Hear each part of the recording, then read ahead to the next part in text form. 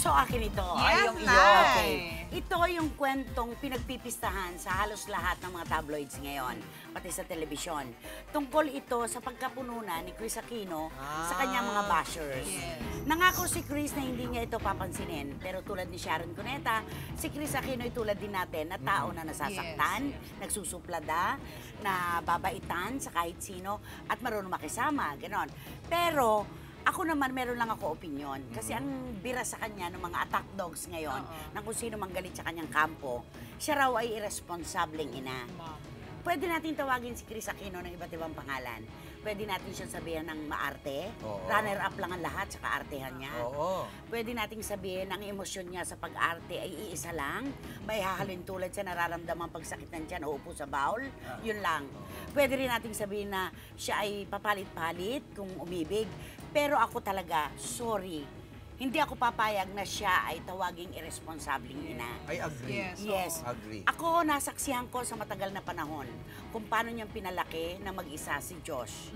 At kailangan kay Josh, isang ina na may mahabang pasensya at talagang sakdal linis ng intensyon na alagaan ng anak dahil espesyal na bata, si Josh. Dumating si Bimbi, may James Yap nga sa tabi niya, pero practically si Chris Aquino din ang kasama ng bata araw at gabi. At itong komento pong ito ay nanggagaling sa isang taong tulad ko na matagal nang hindi kakibuan ni Chris Aquino. So, dapat ako yung magsabi na, oo nga, irresponsible siyang ina kung gusto kong manira. Pero hindi, doon ako sa katotohanan, magagalit ako talaga, hindi ako papayag na tawaging irresponsableng ina si Chris dahil nakita ko kung gano'n siya kadakila bilang nanay. Correct. Alam mo na, Sa totoo lang. tama lang rin yung ginawa niya. Kasi lahat naman, ang daming ginawa sa kanya sa Twitter. Unang sinabi, yung kay Daniel Matsunaga, ano mga sinabi. Pero doon lang siya pumatol. Kasi nasaktan tama siya na yun. Kasi yung ginawa niya pagiging nanay niya. Tama na yun. At at least nakita natin yung social na nagagalit na Oo, nanay, di ba? na normal na normal, Normal. di ba? Oo. Tawagin niyo na ako sa iba't ibang pangalan. Huwag niyo naman ako. Pakire. Oo, maarte. Makate. Oo, lahat. Daldakina, pakialamera. Pero huwag naman yung pagiging nanay. Kasi kami po mismo makapagpapatunay na hindi madali ang maging isang Chris Aquino. Magkaroon ka ng dalawa anak, special pa isa.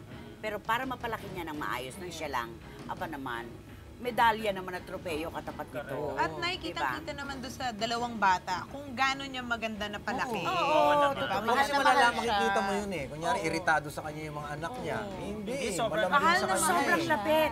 Si Josh, kapag malayo siya at malapit, mama kiss.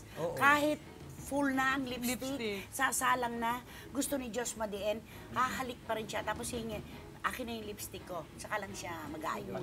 Ganon siya kabait bilang isang nanay at nakita namin yon. Correct. Huwag naman, hindi nyo kilala yung hinuhusgahan yung tao, huwag nyo namang masyadong maliitin bilang nanay. O yan ha, Chris, ang gaganda naman sinasabi namin sa iyo. Kasi baka mamaya akala na naman yun, parang ino-offer siya. Hindi, Pero maganda yung sinabi niya sa Twitter, I am not a wife, but a mother. Parang gano'n, no? Hindi ko alam kung gano'n. Hindi, sabi niya, yung mensahe pintasan niya. nyo na ako at tawagin nyo ako sa iba't ibang pangalan. Pwedeng hindi magaling na artista, pwedeng hindi magaling na mangingibig, hindi mabuting tao. Huwag naman yung pagiging nanay ko. Dahil I know in my heart that I am a good mom. Tsaka kasi marami siyang pattern and role model sa pagiging nanay. So alam niya.